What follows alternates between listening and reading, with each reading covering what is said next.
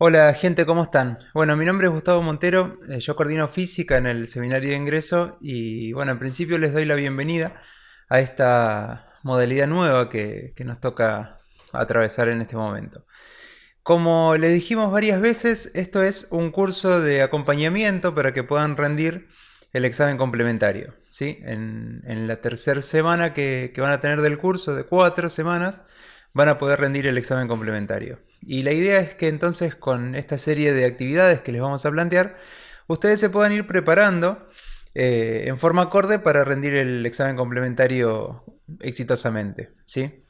La primera actividad, las dos actividades tienen que ver con cómo contar con el mayor detalle posible, con las mejores herramientas, los problemas sobre los cuales van a trabajar, ¿sí? Y el problema que les va a tocar resolver en el examen.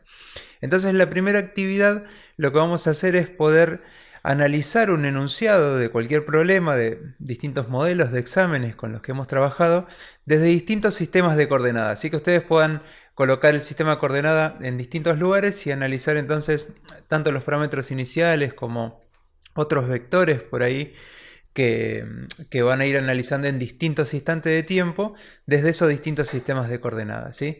La idea entonces es que teniendo un buen manejo de los sistemas de coordenada puedan luego escribir correctamente los parámetros iniciales y con eso puedan completar las funciones con las que después van a trabajar para resolver los problemas. Bien, entonces bueno, comencemos con este modelo de examen con el que hemos trabajado varias veces, que es el de un autito de Hot Wheels. Bueno, el problema dice que hay un autito de Hot Wheels que parte por una pista horizontal, acelera durante ese tramo, después sube por una rampa sobre la cual también hay aceleración, pero en sentido contrario, o sea que ahí se va a ir frenando, y después realiza un salto para aterrizar nuevamente en el suelo. ¿Sí? Así que vamos a hacer el dibujito. Ahí tenemos el auto, la pista, la trayectoria, y vamos a usar un sistema de coordenadas 1 que vamos a dibujar en naranja sobre el autito, digamos, colocado en la posición donde el autito inicia su movimiento, que es lo que nos pide el problema. En principio hay veces que los problemas tienen fijado el sistema de coordenadas y otras veces que no, que lo podemos elegir nosotros. En este caso nos plantea eso, ¿sí? Nosotros después para practicar lo que vamos a hacer es elegir, además del que nos pide el problema, otros dos lugares donde colocar el sistema de coordenadas para poder volver a hacer lo mismo, ¿sí? Entonces vamos a marcar con flechas rojas las posiciones, con flechas azules las velocidades y con flechas verdes las aceleraciones. En principio entonces vamos a seleccionar distintos instantes de tiempo donde marcar los vectores. Acá vamos a tener T0 donde inicia, T1 donde llega a la rampa, T2 donde libera la rampa, donde salta, ¿sí? Donde inicia el salto, T3 vamos a suponer el instante donde llega a la altura máxima y T4 cuando llega al suelo.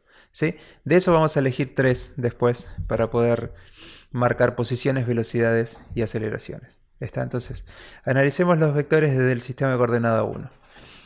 Agregamos algunas medidas del problema, algunos datos del problema, así podemos prescindir del enunciado. Y entonces veamos, por ejemplo, desde el sistema de coordenada, la posición en T0 viene a ser 0, 0, la velocidad también, porque dice que parte del reposo, y la aceleración es esta flecha verde que marcamos hacia la derecha, porque esa es la dirección y sentido de la aceleración, que desde este sistema de coordenadas se leería como 2 metros sobre segundos en X y 0 en Y. ¿Sí? Eh, Avancemos un cachito. A ver, vamos a analizar qué pasa en el instante de tiempo T2. En el instante de tiempo T2 tendríamos la posición marcada con esta flecha roja que señale ese lugar. Las dimensiones serían los 5 metros que vemos acá abajo más la parte horizontal del triangulito ese que forma la rampa, así que sería el cateto adyacente de nuestro triángulo rectángulo. Entonces lo que vamos a hacer es sumar a los 5 metros el cateto adyacente, que vendría a ser 2 metros la hipotenusa por el coseno de 20. Eso tendría una componente positiva en X, porque nuestro sistema de coordenadas está orientado de esa manera, y en Y sería positiva. La velocidad sería tangente a la trayectoria. La componente X tendría entonces un valor positivo, la componente y otro valor positivo. No sabemos cuánto vale, tendremos que calcularlo luego con las funciones, pero sí podemos decir que las dos componentes son positivas, ¿sí? En principio, cuando no conozcamos el valor, por lo menos vamos a poder hablar de los signos de las componentes para luego no confundirnos y ver que los resultados que obtenemos tengan coherencia. Y la aceleración, como estoy analizando en este caso el segundo tramo, el tramo durante el cual sube por la rampa, la aceleración es la que tiene en todo ese tramo, que es constante y que es contraria a su movimiento, ¿sí? Es de módulo 2, iría en la dirección de la rampa, pero hacia abajo. Entonces tendría que descomponer ese vector aceleración desde el mismo sistema de coordenadas que descompusimos todos los vectores, ¿sí? Tanto la componente x como la componente y entonces serían negativas. Y el otro punto que vamos a tomar es el punto del instante t3 donde el cuerpo alcanza su altura máxima, y en ese caso tendríamos una componente x e y de la posición, positivas las dos, no sabemos tampoco su valor. Y con la velocidad, como es por definición tangente a la trayectoria, tendríamos que la velocidad solamente tendría componente x en el movimiento. La componente y sería 0, ¿sí? Y la componente x sería positiva por la orientación que tenemos de nuestro sistema de coordenadas. Bueno, la aceleración para todo este tercer tramo es la aceleración provocada por el campo gravitatorio, que va hacia abajo y de módulo 9,8. Entonces, ese vector verde que señala la aceleración desde nuestro sistema de coordenadas se leería como menos 9,8 en y 0 en x. Bueno, veamos entonces qué pasa cuando cambiamos de sistema de coordenadas. Vamos a usar un sistema de coordenadas 2 colocado a la altura de la altura máxima y alineado con el punto donde el cuerpo llega al suelo, ¿sí? Así como se ve en la imagen. Entonces, desde ese sistema de coordenadas, la posición en t0, vamos a analizar entonces de vuelta posición, velocidad y aceleración en cada uno de los tres instantes de tiempo que elegimos. La posición en t0 sería esta, la posición en t2 sería esta otra y la posición en t3 esta otra, ¿sí?